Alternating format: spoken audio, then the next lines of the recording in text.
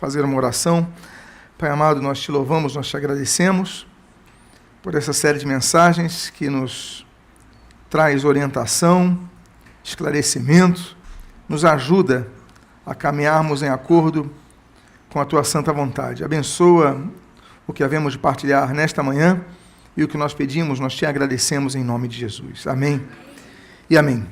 Eu sempre gosto de fazer uma relembrança, porque há pessoas que não pegaram algum dos estudos, então é sempre bom relembrarmos os 7 níveis de autoridade. Nós temos trabalhado nessa série de mensagens. Nós já falamos sobre o primeiro nível de autoridade, o nível mais alto de autoridade, o topo, o cume da autoridade, que é a autoridade soberana ou autoridade imperial, autoridade esta que pertence somente, exclusivamente a Deus. Depois nós falamos da autoridade veraz, também chamada de autoridade constitucional, que é a autoridade das Escrituras Sagradas, que são o extrato da vontade de Deus. Deus, então, revelou sua vontade através do uso de profetas, revelação a profetas e escritores, e eles, então, registraram as Escrituras Sagradas. Então, abaixo da autoridade imperial está a autoridade que Deus, então, regeu-nos através de sua palavra. Depois nós temos a autoridade da consciência, uma lei que Deus colocou nos corações de todos, né, na mente de todos. Todos têm o certo e o errado, têm uma noção do certo e do errado. Então as pessoas sabem que matar é errado, as pessoas sabem que roubar é errado. Não precisa ter um código penal descrito, não precisa ter uma lei escrita, que todas as sociedades e culturas têm uma noção a respeito disso. Por quê? Por causa dessa lei da consciência, dessa autoridade da consciência que Deus, então, colocou em cada um de nós. Depois nós temos, o quarto nível de autoridade, é a autoridade delegada, ou autoridade representativa. É sobre ela, essa autoridade delegada, que nós temos trabalhado nesses últimos domingos, vamos trabalhar nos próximos domingos. A autoridade delegada, a autoridade que Deus delega a alguém. Então, pessoas delegam outras pessoas, e aí temos uma corrente hierárquica de delegação e atribuição de responsabilidades. E hoje nós vamos dar continuidade a uma delas. Depois nós vamos tratar sobre a autoridade cultural, a autoridade funcional, que é o 6º nível, e, por último, a autoridade estatutária. Então, esses são os 7 níveis de autoridade que temos nos proposto a trabalhar aqui nesses domingos pela manhã. Naturalmente, domingo que vem não vamos dar uma pausa, porque é o domingo da Semana Santa e vou pregar a respeito desse tema. Então, vamos dar uma pausa, naturalmente, domingo que vem, pela manhã, continuando no outro. Eu gosto de sempre iniciar com esses 2 textos, ainda que com outros também eu utilize, mas eu gosto dessas 2 palavras de Jesus, Lucas 12, 48, ele diz: aquele a quem muito foi dado, muito lhe será exigido, e àquele a quem muito se confia, muito mais lhe pedirão. A autoridade, ela vem com responsabilidade. Responsabilidade vem com prestação de contas, com cobrança. Então, a quem se atribui autoridade, se cobrará o que ela fez de sua autoridade. Então, as pessoas que recebem autoridade, elas são cobradas no meio profissional. Por exemplo, o dono, ele contrata um gerente para orientar e coordenar o andamento de sua empresa, o andamento dos funcionários. Então, o dono, ele cobra do gerente resultados ali. O governo, ele coloca outras pessoas para que eles cuidem das suas áreas. O ministro da Saúde, então, ele vai cuidar. A área da saúde é contigo, eu delego a autoridade a você, mas você tem que prestar contas disso daí. Então, no reino espiritual também acontece isso. Então, Jesus falando: a quem muito lhe dá, muito lhe será exigido. Deus, quanto mais responsabilidade ele dá a uma pessoa, mais essa pessoa será cobrada pelo próprio Deus, como Jesus falou aqui em Lucas 12, 48. Em João capítulo 13, versículo 16, o Senhor Jesus diz assim: em verdade vos digo, que o servo não é maior do que o seu senhor, nem o enviado maior do que aquele que o enviou. Jesus está, então, sendo claro aqui também sobre a diferença hierárquica entre as pessoas. O servo não é maior do que o seu senhor. O seu senhor, então, o que ele está dizendo é maior que o servo. Ele tem mais responsabilidade, vou cobrar mais. Não é que seja uma pessoa que seja superior quanto ao seu ser, não é isso. Mas é o grau de cobrança, o grau de responsabilidades. Então, há diferença entre as pessoas. Há diferença entre pais e filhos, por exemplo. o filho está abaixo do pai. Então, o filho tem que respeitar o pai. E por aí vai. O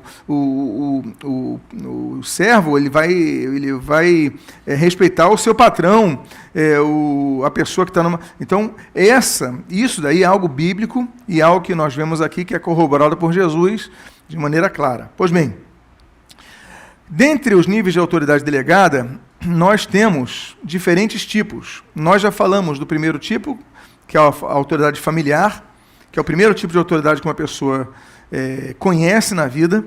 Nós já falamos de autoridade acadêmica, que é o segundo nível de autoridade que a pessoa conhece na vida.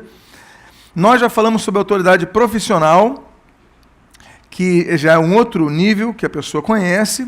E aí nós começamos a falar no domingo passado, e hoje pretendemos encerrar, sobre a autoridade governamental. E aí depois nós vamos falar sobre a autoridade eclesiástica. Então nós começamos domingo passado a falar sobre a autoridade governamental, e nós demos uma pausa, dado o tamanho do estudo, e nós vamos então dar continuidade a esse tema nesta manhã. Quantos estão preparados para avançarmos nas Escrituras a respeito disso? Amém? Eu terminei com uma pergunta. Dizendo o seguinte: e se houver um conflito entre autoridades, a quem devemos responder? Bom, eu começo o texto de hoje com esse versículo de 1 Pedro, capítulo 2, versículo 13 a 14, que diz assim: sujeitai-vos a toda instituição humana, por causa do Senhor, quer seja o rei, como soberano, quer as autoridades, como enviadas por ele, tanto para castigo dos malfeitores, como para louvor dos que praticam o bem. Então Pedro, o apóstolo Pedro, ele está dizendo que nós devemos nos sujeitar ao rei, como soberano, e às autoridades constituídas, naturalmente e legitimamente constituídas. Então nós devemos nos submeter às autoridades. Ficam perguntas. E se a autoridade for corrupta? E se a autoridade for criminosa? E se houver conflito de autoridades? Sobre essas questões nós vamos trabalhar hoje. Agora, o que nós vamos trabalhar nesse sentido são exceções. A regra é essa. A regra é nos sujeitarmos ao rei, nos sujeitarmos aos que detêm poder governamental sobre nossas vidas. Essa é a regra. Vamos falar naturalmente das exceções. Então a pergunta: a quem devemos obedecer quando houver conflito de autoridades? Nós vamos começar trabalhando no texto de Atos capítulo 4, quando os discípulos foram proibidos de pregar. Eu lembro que os irmãos que nós temos braços em todas as poltronas desse templo, e nós temos caneta e papel à disposição de todos, para que você possa fazer as suas anotações. E se você desejar, nós temos livros. Esse livro, todos os slides estão baseados nesse livro, Princípios de Autoridade. Então, todas as anotações estão ali, estão disponíveis ali na livraria da igreja. Pois bem, em Atos capítulo 4, nós temos uma ordem. Os discípulos são proibidos de pregar o Evangelho. Veja o que diz o texto. Chamando-os, ordenaram-lhe que absolutamente não falassem, nem ensinassem em o nome de Jesus. Mas Pedro e João lhes responderam: julgai se é justo diante de Deus ouvir-nos antes a vós outros do que a Deus, pois nós não podemos, olha o que eles dizem, deixar de falar das coisas que vimos e ouvimos. Os discípulos não discutiram, nem confrontaram os sacerdotes ou os demais membros do Sinédrio. Os discípulos não foram ríspidos com eles, os discípulos não foram irônicos com eles. Agora, os discípulos tinham uma posição: a gente não pode deixar de pregar o Evangelho. Por quê? Porque o nível de autoridade, lembra a autoridade veraz? A autoridade da Bíblia? Está acima da autoridade delegada. Então, uma coisa é você desobedecer uma autoridade quando ela vai contra um nível que esteja acima, como nesse caso, a autoridade veraz, que é o segundo nível, a palavra de Deus. Mas isso não dá aos discípulos, não dá a nenhum de nós, o direito de sermos irônicos com a autoridade que está sobre nós, não nos dá direito a sermos desrespeitosos. Os discípulos foram respeitosos. Olha, julguem isso, se a gente não pode... Mas olha, nós não podemos deixar de pregar o Evangelho. Foram respeitosos. Então, ainda que nós, eventualmente, tenhamos que desobedecer a ordens que venham de cima, mas isso deve ser feito mantendo-se o respeito, ok? É o que a gente aprende na Bíblia. Observe que nós não somos obrigados a obedecer a tudo ou a todos, nem mesmo às autoridades eclesiásticas legalmente constituídas. Nem o pastor, você não é obrigado a obedecer tudo que o pastor peça. Ah, mas o pastor pediu, peraí, mas acima dele, se o que ele pediu está confrontando a Bíblia, então você não vai obedecê-lo, porque você vai obedecer a Bíblia em primeiro lugar. Você está entendendo isso? Então, a autoridade, a autoridade delegada é o quarto nível de autoridade. Acima dela está a consciência, está a veraz e está de Deus. Então, ele não é autoridade absoluta sobre nossa vida.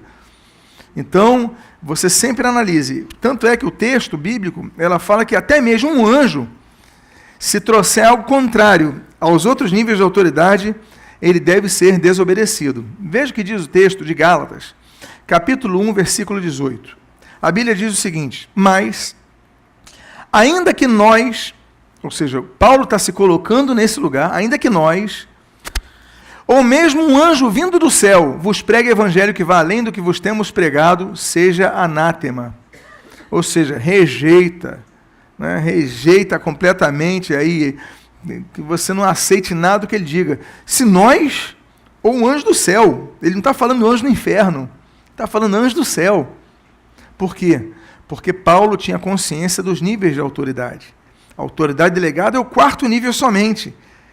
Então, acima, no segundo nível, a autoridade veraz. Então, nós obedeceremos, sim, obedeceremos as pessoas que têm autoridade sobre nossa vida, mas acima delas está a palavra de Deus. Então, nem anjo tem autoridade sobre nossa vida. Só um detalhe, muitas das seitas que surgem, elas surgem por visões de anjos. Então, nós temos, por exemplo, os Mormons, por exemplo, aparece o anjo lá e fala. Ele não analisa nas Escrituras, ele aceita tudo que vai. Então, você vai aceitando o próprio Maomé com o islamismo e tudo mais. Então, muitas das religiões e das seitas, elas surgem por causa de aparecimentos, de manifestações angelicais, e que a pessoa não vai conferir na Bíblia, porque ela não tem não entende o nível de autoridade. Então, está abaixo da Bíblia. Pois bem, devemos então lembrar um ponto básico dos limites de autoridade. A obediência, ela é relativa, ainda que a submissão seja praticamente absoluta. Ou seja, nós nos submetemos, vamos submeter-nos à autoridade, mas não necessariamente significa que vamos obedecer à autoridade. Uma coisa é submissão, outra coisa é obediência. São duas coisas separadas, ainda que sejam bem parecidas. Mas a obediência, ela não é absoluta, ela é relativa. Nós podemos ser submissos a uma pessoa, mas não necessariamente temos que obedecê-la, como o caso das autoridades, como o caso ali dos discípulos. Então, estavam submissos ao sinédrio, mas não obedeceram.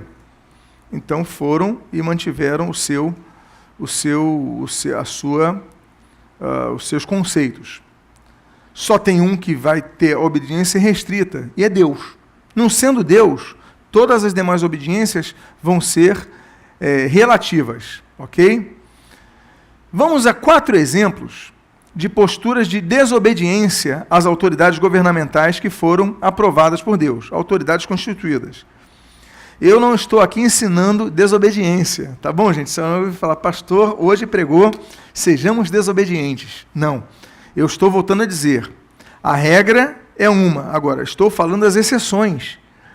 Porque há momentos que vão pedir-nos coisa, como acontece por aí, e que você fala, tem que obedecer. Não, não obedeça cegamente.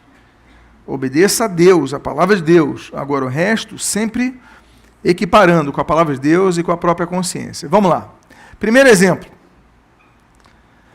Êxodo capítulo 1, versículo 17, nós lemos o seguinte: as parteiras, porém, temeram a Deus e não fizeram como lhes ordenara o rei do Egito, antes deixaram viver os meninos.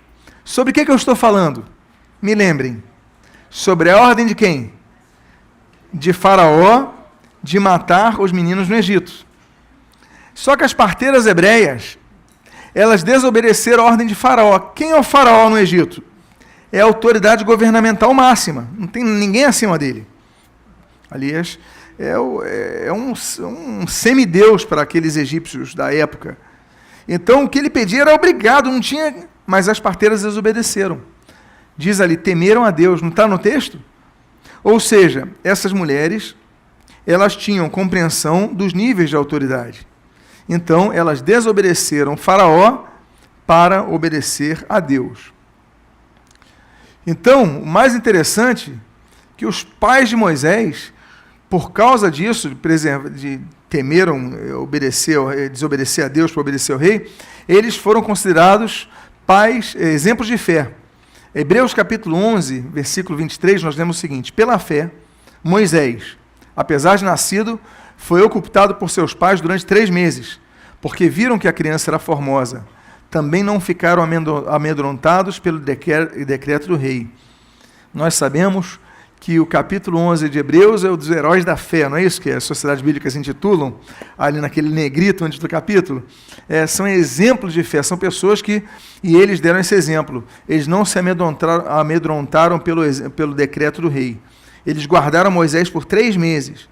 Imagina a luta, né? A criança chorando, a criança gritando à noite, né? Não tinha trânsito, então o som vazava. Como é que era aquilo? A dificuldade, eles arriscaram a vida deles, mas mantiveram o seu filho. Então, se houver uma ordem para matar uma criança, espera aí, eu não vou matar a criança porque minha consciência não permite, acima disso, Deus não permite, então não vou matar, ainda que o rei peça. Então é um caso clássico de desobediência frontal à autoridade governamental constituída. O segundo exemplo que nós damos é sobre os 3 amigos de Daniel, o profeta Daniel. Os amigos se chamam Sadraque, Mesaque e Abednego.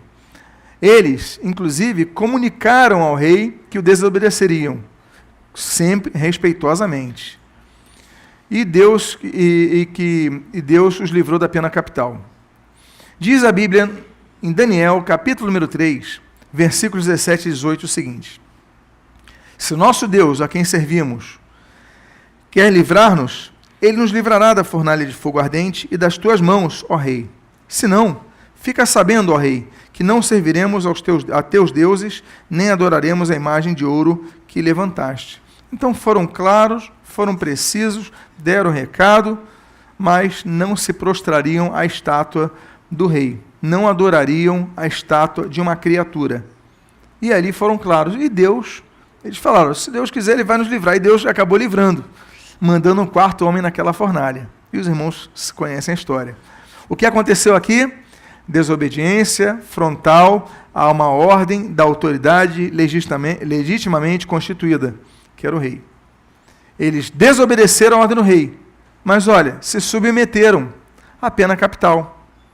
Foram submissos. Se a pena era fornalha de fogo, então tá bom, a gente vai para a fornalha de fogo. Ou seja, se submeteram à pena, mas desobedeceram a ordem e arcaram com a consequência. Terceiro exemplo que nós podemos ver nesta manhã. A Bíblia diz em Daniel, o próprio Daniel, a Bíblia diz em Daniel capítulo 6, versículo 7, nós lemos o seguinte: todos os presidentes do reino, os prefeitos e sátrapas, conselheiros e governadores, concordaram em que o rei estabeleça um decreto e faça firme o interdito que todo homem que por espaço de 30 dias fizer petição a qualquer Deus, a qualquer homem, e não a ti, ó rei, seja lançado na cova dos leões. Daniel, ele sabia que a lei promulgada, ela foi aprovada. Agora, Daniel deixou de orar a Deus? Não deixou? Então, o que aconteceu com ele? A pena de quem orasse a Deus não era ser lançado na cova dos leões? Então, a Bíblia diz no versículo 10 a decisão de Daniel. Diz assim: Daniel, pois, quando soube que a escritura estava assinada, entrou em sua casa e em cima, no seu quarto, onde havia janelas abertas do lado de Jerusalém, 3 vezes por dia se punha de joelhos e orava e dava graças diante do seu Deus, como costumava fazer. Daniel não mudou a sua rotina. É proibido orar. Tá bom, tudo bem, mas eu vou continuar orando. O que Daniel fez? Frontalmente, diretamente, escancaradamente, como diz a gíria, ele continuou orando. Ele não mudou a sua rotina, continuou orando a Deus. Então, e de janela aberta. Então, ele desobedeceu ao decreto real, mas ele se submeteu à cova dos leões. Ou seja, a regra é essa, então tá bom, que se cumpra a regra, mas eu não vou desobedecer ao que Deus espera de mim. Último exemplo, desobediência abençoada, é o caso dos apóstolos, como nós já lemos aqui, que eles comparam a autoridade delegada à autoridade veraz, à autoridade constitucional. Diz Atos capítulo 5, versículo 27 e 29 o seguinte: trouxeram-nos, apresentando-os ao Sinédrio. O Sinédrio era a autoridade máxima dos judeus. Acima do Sinédrio estava a autoridade de Roma, mas para os judeus havia uma autoridade local, 72 anciãos que cuidavam dali da autoridade dos judeus. Pois bem, apresentamos ao Sinédrio. E o sumo sacerdote, autoridade máxima religiosa de Israel, interrogou-os, dizendo: expressamente vos ordenamos que não ensinasseis nesse nome. Contudo, enchestes Jerusalém de vossa doutrina, e quereis lançar sobre nós o sangue desse homem. Então, Pedro e os demais apóstolos afirmaram: antes importa obedecer a Deus do que aos homens. Essa frase é clássica. Mas eles também falam: olha, antes de obedecer a Deus, importa que nós obedecemos. Antes de obedecer ao sumo sacerdote, ao Sinédrio, às autoridades delegadas, importa que obedeçamos a Deus. É o que eles estão dizendo. Ou seja, volto a dizer, levaram eles, foram, se apresentaram às autoridades judaicas, às autoridades religiosas judaicas, mas mesmo assim falam: mas antes de você, acima de vocês, aliás, está a autoridade de Deus, a vontade de Deus.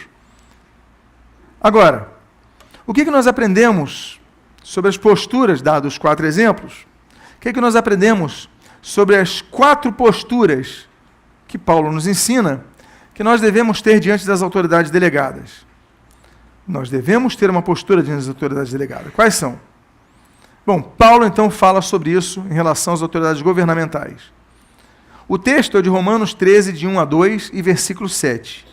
Eu sei que na tela está pequena, alguns conseguem ler, mas eu vou ler pausadamente, depois eu vou trabalhar em cada um desses textos. Todo homem esteja sujeito às autoridades superiores, porque não há autoridade que não proceda de Deus. E as autoridades que existem foram por ele instituídas, de modo que aquele que se opõe à autoridade resiste à ordenação de Deus. E os que resistem trarão sobre si mesmos condenação. Versículo 7. Pagai a todos o que lhes é devido. A quem tributo, aí é fórum em grego, tributo. A quem imposto, telos, em grego imposto. A quem respeito, phobon, respeito. E a quem honra, timen, honra. Vamos trabalhar nesses textos rapidamente. O primeiro texto que ele fala é tributo. No grego é fórum, que apesar de significar tributo, também inclui taxa direta sobre as despesas públicas. Então, a quem tributo, tem que pagar tributo. É submeter a regra que está aí. Então, houve essa decisão, vamos submeter, vamos pagar o tributo. A segunda palavra é imposto, cujo termo original, telos, também foi adequadamente traduzido, ainda que não se deva confundir com o imposto de renda, que é algo recente, vem do século XIX. Era outro imposto. Geralmente, depende do país, da condição, mas, por exemplo, no Egito, o imposto era de 20% sobre a colheita, no caso dos que trabalhavam na agropecuária, com plantio, com plantações. Por exemplo, um caso de Gênesis 47, 24, nós lemos o seguinte: das colheitas dareis o quinto a Faraó, ou seja, 20%, e as quatro partes serão vossas, para a semente do campo e para vosso mantimento dos que estão em vossas casas e para que comam as vossas crianças. Então, eu estou dando um exemplo da época de José, da época do Egito, do Antigo Egito, era 20% da receita ia para a colheita, ia para o governo, ok? Era a taxa que era cobrada. Então, é o telos. Terceira postura é a respeito. Aqui o termo grego é phobon, cujo significado é temor, e cujas palavras se origina o termo fobia. Phobon, em grego, fobia, medo. Só que ali está falando mais de temor, uma reverência, um temor e tal. Você não pode tratar a autoridade de qualquer maneira. Paulo é muito claro sobre isso. Você tem que ter um respeito. É como se fosse um filho para um pai. Você tem que ter um respeito, não é medo, mas é um temor do pai. Então você não pode tratar a autoridade como você trata o teu colega. Tem que haver um certo temor ao tratar essas pessoas. E o quarto princípio bíblico de tratar pessoas que detêm autoridade é o que Paulo chama de honra. O termo é aqui bem aplicado na sua tradução, pois a palavra timen significa tanto honra como reverência. E isso parece que a cristandade brasileira perdeu. Eu vou falar mais sobre isso. Mas a gente perde o respeito pela autoridade. A gente brinca, olha, ainda que o nosso país esteja vivendo em crise e tudo mais, mas espera aí, nós devemos ter um pouco de reverência ao tratar das pessoas que detêm autoridade. Tem que ir para a cadeia? Tem que ir para a cadeia. Precisam pagar o que roubaram? Precisam pagar o que... Agora, uma coisa é uma coisa, outra coisa, como diria a gíria do futebol, não é verdade? Então, por exemplo, seu pai roubou. Você não vai tratar com desrespeito ao pai, ainda que ele talvez, se roubou, mereça ser preso, mas você vai continuar respeitando como filho a ele. Então, uma coisa é a consequência do ato, outra coisa é a forma como você vai tratar essa pessoa. Então, nós não podemos perder o respeito. Deus estabelece o respeito público à autoridade delegada, a todo tipo de autoridade delegada. A aplicação de honra, reverência e respeito às autoridades delegadas é o que a Bíblia registra como sendo uma postura esperada dos servos de Deus, mas não é isso que a gente sempre vê. A gente vê que a própria igreja, os próprios cristãos têm falhado nisso. Não respeitam seus líderes, não respeitam líderes governamentais, não respeitam líderes familiares, não respeitam líderes profissionais. Eu falei sobre isso quando falei da profissão, que a gente gosta de reclamar do patrão. Então sai do emprego, muda o emprego, vai para outro, mas deixa de reclamar, ore por ele. Abençoe aquela vida que está te dando oportunidade, o salário que você está recebendo vem graças à oportunidade que ele está te dando. A gente tem que aprender a reclamar um pouco menos e a agradecer mais. Porque a gente traz esse costume do mundo, é um costume do mundo que entra na igreja. Então, e muitos, pior, tratam de chacota aqueles que têm autoridade. Nos regimes democráticos, pior, eles ridicularizam os seus governantes. Está ridículo e tal. Então, nós devemos ter muito cuidado com isso daí. Pois bem, é interessante que o apóstolo Paulo, ele se arrependeu de ter sido ríspido, em suas palavras, com o sumo sacerdote, quando descobriu com quem ele estava falando. Porque vai ter um momento na vida de Paulo que Paulo vai confrontar a pessoa que fez uma ação que a gente vai ler aqui contra ele. Mas quando ele descobre que é o sumo sacerdote, ele muda a posição. Olha só que coisa interessante, olha que aprendizado nós temos com o apóstolo Paulo. Diz assim, no texto de Atos 23, de 2 a 5. Olha que texto rico.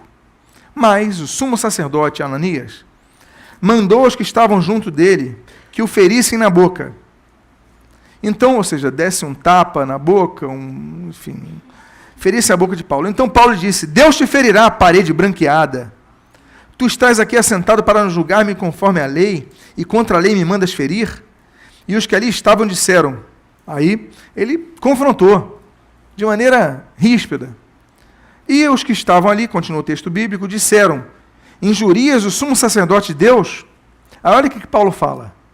E Paulo disse, não sabia, irmãos, que ele era sumo sacerdote, porque está escrito, não dirás mal do príncipe do teu povo. Ou seja, o sumo sacerdote abusa da autoridade, ele erra, vai ser passível de... Ele erra, mandou esbofetear Paulo. Aí pessoas botefeia. Aí o Paulo, olha, você é um parede branqueada. Aí você está falando que sumo sacerdote, eu? Aí Paulo fala assim, meus irmãos, não sabia que era sumo sacerdote, porque está escrito que não dirás mal do príncipe do teu povo. Ele está falando de que texto? Ele está falando do texto de Êxodo 22, 28, que diz assim, contra Deus não blasfemarás, nem amaldiçoarás o príncipe do teu povo. Paulo tinha consciência do texto bíblico, Paulo conhecia a palavra de Deus, Paulo conhecia a Torá, que ele está citando aqui a Torá, Êxodo. Então ele fala, eu não posso falar mal do príncipe do povo. Então, peraí, sumo sacerdote? Não posso falar mal do... Então, Paulo se arrependeu de ter sido ríspido contra alguém que exerce autoridade sobre a vida dele. Então, Paulo mesmo errou, o outro tinha abusado da autoridade. A gente não está aqui dizendo que o sumo sacerdote não errou, ele errou e feio. Abusou da autoridade e tem pena contra o abuso de autoridade, mas ele se questionou, se auto-julgou, digamos assim, da forma como ele tratou o sumo sacerdote. Então é claro que muito desse respeito, no caso muitos cristãos que desrespeitam a autoridade, muito desse desrespeito é fruto de uma educação recebida com deficiência em seus próprios lares. Mas isso não pode servir como desculpa ao cristão em ser por tais pessoas influenciado. Pelo contrário, é nossa obrigação influenciar pessoas. Vale considerar que opor-se a esse princípio é opor-se à vontade de Deus, que não fica passível diante de tal pecado. Olha o que diz o texto de Romanos 13, versículo 2. De modo que aquele que se opõe à autoridade resiste à ordenação de Deus, e os que resistem trarão sobre si mesmos, condenação. Ou seja, isso, dessa forma de agir, vai trazer consequências negativas para a gente. Tanto é que muitas vezes a gente passa um problema e a gente não sabe que foi a gente que plantou. O que o homem colhe, o que o homem planta, ele colhe. E Deus fala, olha, vai trazer condenação sobre si mesmo. Então, quando a gente trata com autoridade, a gente sabe que se a gente não tratar com respeito, não estou falando obedecer em tudo, eu volto a dizer, obediência relativa. Estou falando do respeito. Tá? Então, isso volta contra a gente. Ok? É o que a Bíblia diz. Existem 3 tipos de cristãos que precisam, então, reaprender a ser governados. Espero que não tenha nenhum deles aqui, nesse local, ou vendo esse vídeo, ou ouvindo essa mensagem. Mas, fica aqui o texto. O primeiro tipo de cristão é aquele que só teme pelos seus erros quando é confrontado diretamente por quem exerce autoridade. Quando ele é descoberto, aí ele teme. É o texto de Gênesis, capítulo 3, versículo 8, versículo 8 a 10. Diz assim: quando ouviram a voz do Senhor Deus, que andava no jardim pela viração do dia, esconderam-se da presença do Senhor Deus, o homem e sua mulher, por entre as árvores do jardim. E chamou o Senhor ao homem e lhe perguntou, onde estás? Ele respondeu, ouvi a tua voz no jardim, e porque estava nu, tive medo e me escondi. Ele só teve medo quando ouviu a voz do Senhor. Então você é descoberto, aí você, agora eu vou respeitar, agora eu vou temer. É que nem o sujeito eu lembro de uma reportagem que eu vi, o sujeito lá estava aquelas manifestações e tudo mais, todo mundo quebrando as coisas, quebrando vidraça, quebrando carro e tudo mais. Aí o cara cheio de ímpeto, cheio de coragem, quebrava tudo, a polícia prendeu o cara. Aí o cara, me desculpe, não, foi sem querer. Se você ver o vídeo, não foi sem querer. Claro que ele foi levado por um contágio das massas. O indivíduo é fraco, ele é levado. Todos têm a tendência a seguir as massas. O Durkheim vai falar sobre isso, inclusive, o poder do coletivo sobre o indivíduo. O Max Weber vai trabalhar sobre isso. Mas, então não queria e tal. Aí a autoridade pegou, agora ele está fininho, calminho. Muitos assaltantes, mesma coisa, cheio de coragem, coloca uma arma na pessoa e tal, são presos. Me desculpe, no final eu tenho filho, eu tenho mãe, eu tenho... Aí, nessa hora, eles... Por quê? Porque foram descobertos. Muito cristão é assim. Então, nós devemos mudar a nossa postura para não sermos como Adão. Porque ouvi tua voz, eu temi. Nós temos que temer em todo o tempo as consequências. Segundo tipo, são os que precisam ser punidos pelas autoridades para respeitá-lo. Sim, eu até falei adiantei um pouco aqui, mas, bom, Marcos 12, de 1 a 9, diz assim, depois entrou Jesus a falar-lhes por parábola, e a parábola de Jesus é a seguinte, o homem plantou uma vinha, cercou-a de uma sebe, construiu um lagar, edificou uma torre, e arrendou a uns lavradores e ausentou-se do país. No tempo da colheita, entrou um servo aos lavradores para que recebessem deles dos frutos da vinha. Eles, porém, o agarraram, espancaram e o despacharam vazio. De novo, lhes enviou outro servo, e eles o esbordoaram na cabeça e o insultaram. Ainda outro lhes mandou, e a este mataram. Muitos outros lhes enviou, dos quais espancaram uns e mataram outros. Restava-lhe ainda um, seu filho amado. A este lhes enviou, por fim, dizendo: respeitarão a meu filho. Mas os tais lavradores disseram entre si: este é o herdeiro. Ora, vamos, matemo-lo, e herança será nossa. E, agarrando-o, mataram-no e o atiraram para fora da vinha. Que fará, pois, o dono da vinha? Virá, exterminará aqueles lavradores e passará a vinha a outros. Claro, essa parábola tem relação com a vinda de Jesus, ok? Está falando dos profetas que vieram anteriormente, que o povo não escutou, que espancou, que matou. Enviou Jesus, Jesus já está profetizando a sua morte. Olha, vão matá-lo. Mas ele está falando também das consequências. Vão matar o filho enviado, o herdeiro? Então tá bom, vocês vão ter consequências. Virá, exterminará aqueles lavradores e passará a vir a outros. Ou seja, o juízo virá. As ações geram reações. E esse é um outro tipo de conserto que nós devemos fazer. Tal como uma criança mimada que só começa a obedecer seus pais depois de ser punida por estes, muitos cristãos são de igual punidos por Deus para que reaprendam os princípios aos quais, eventualmente, sua carne tende a ignorar. Porque muita criança só obedece ao pai depois de levar o puxão na orelha, não é verdade? Você fala assim, olha, não faça isso. Vou fazer. Não faça isso. Vou fazer sim. Não faça isso. Vou fazer. Ainda fala mais alto, vou fazer. Aí tu puxa a orelha, a criança buar. Aí depois do buar você fala, não faça. Tá bom, não faço. Nós, muitas vezes, somos iguaizinhos a essa criança. Depois que a gente faz o errado, Deus puxa a nossa orelha, aí a gente nunca mais faz a mesma coisa de novo. A gente aprende com nossos erros. Por isso, que há coisas que o cristão passa, que ele fala assim, poxa, mas eu sou fiel a Deus, mas eu vou na igreja, mas por que eu estou passando isso? E se esquece que ele plantou, e a Bíblia fala que ele vai colher. Deus pode, por misericórdia, abrandar ou mesmo eliminar essa contração. Mas as ações geram reações.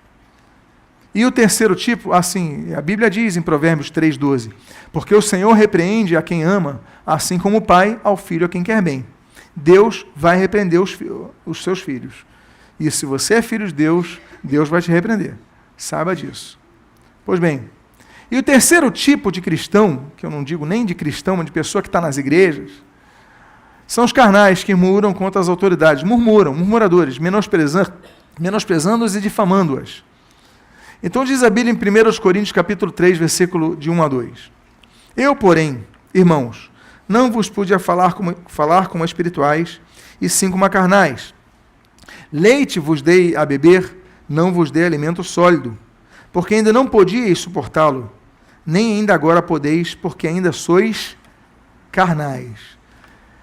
Existem 3 tipos, como eu já tenho falado, os irmãos já conhecem, 3 tipos de crentes. O crente natural, o crente espiritual e o crente carnal. Então tem muito cristão que é o crente carnal, que se diz, o crente carnal se diz cristão.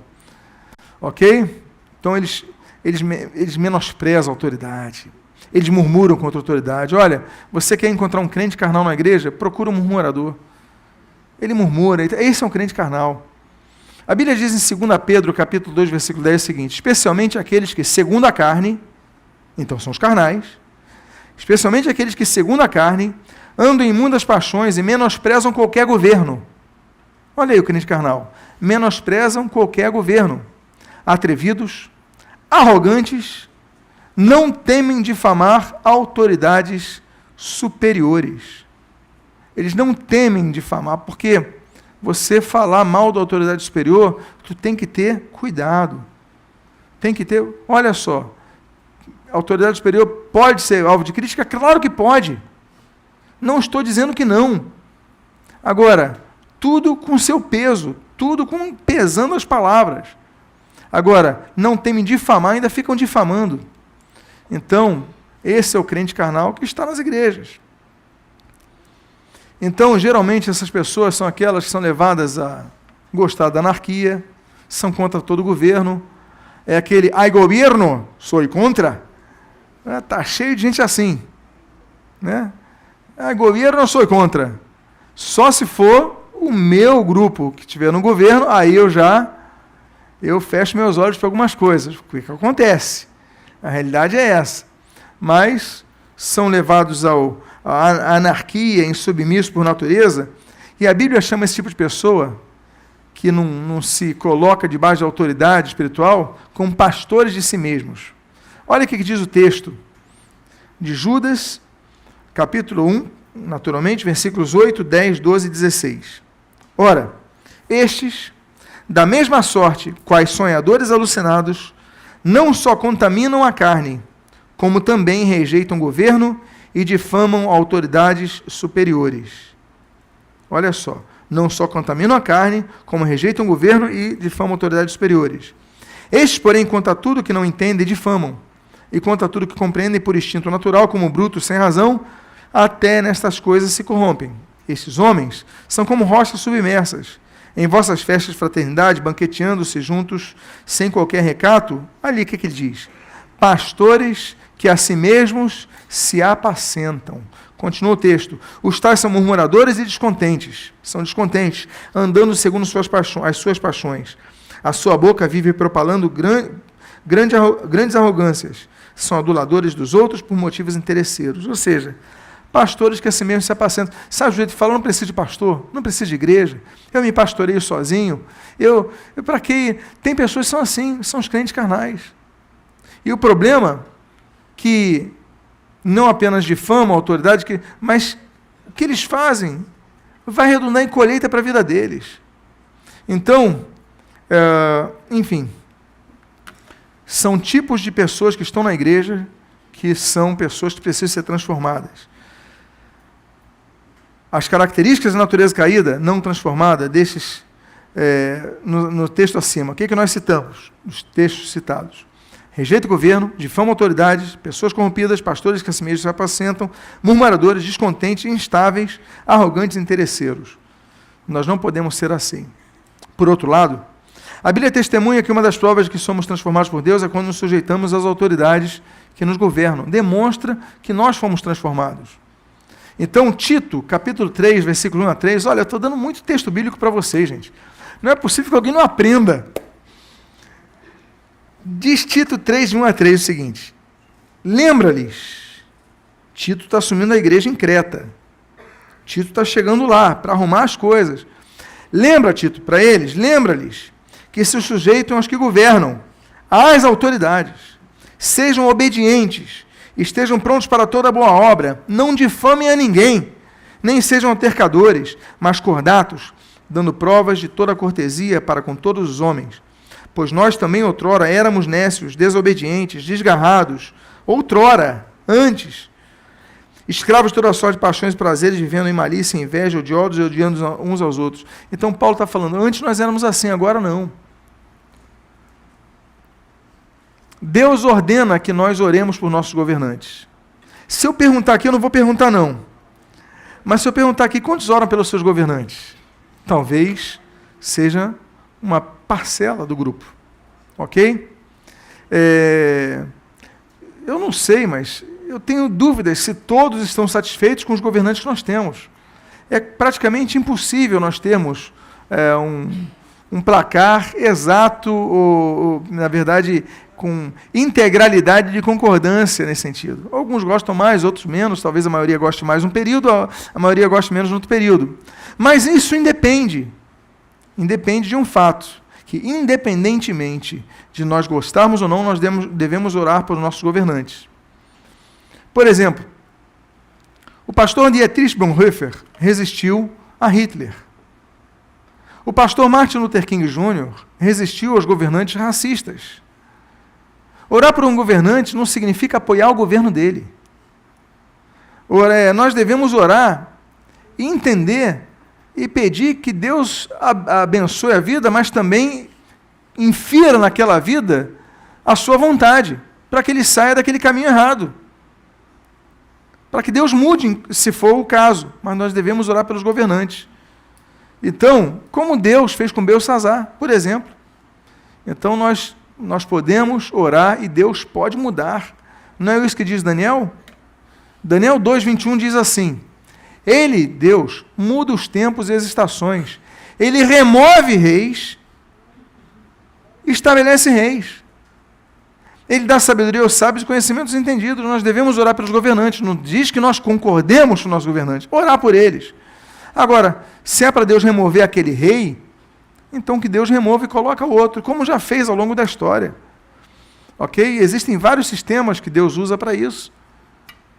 Então, ainda que nós discordemos, nós devemos orar por eles conforme ordena a palavra de Deus. Olha o que diz Paulo, quando escreve a Timóteo, na primeira carta, capítulo 2, versículo de 1 a 2. Diz assim: Exorto, pois, antes de tudo, que se façam súplicas, orações, intercessões e ações de graças por todos os homens, pelos reis, e por todos que exercem autoridade, para que, olha a consequência de quem ora pelo governante, tenhamos uma vida tranquila e sossegada em toda piedade e honestidade.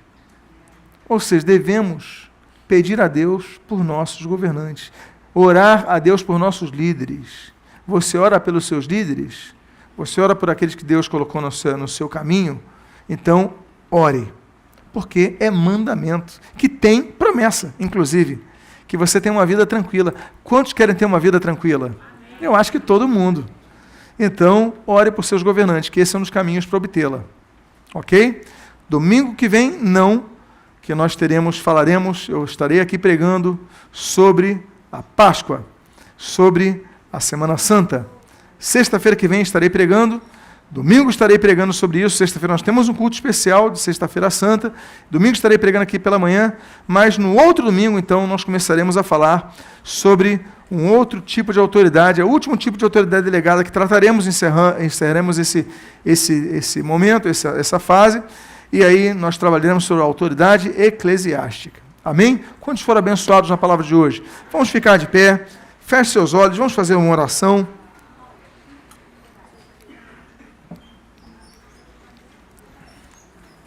Vamos orar ao nosso Senhor. Pai amado, nós te agradecemos pela tua palavra. Nós temos trabalhado em tantos textos bíblicos, Pai. A tua palavra é a verdade, a tua palavra é a bússola, é lâmpada. Que nós possamos não apenas ter ciência do que a tua palavra nos ensina, mas que possamos nos submeter à tua palavra. O que nós pedimos, as tuas bênçãos sobre nós, que sejamos pessoas que andem conforme a tua vontade. Nós o pedimos agradecidos em nome de Jesus. Amém e amém. Que Deus abençoe.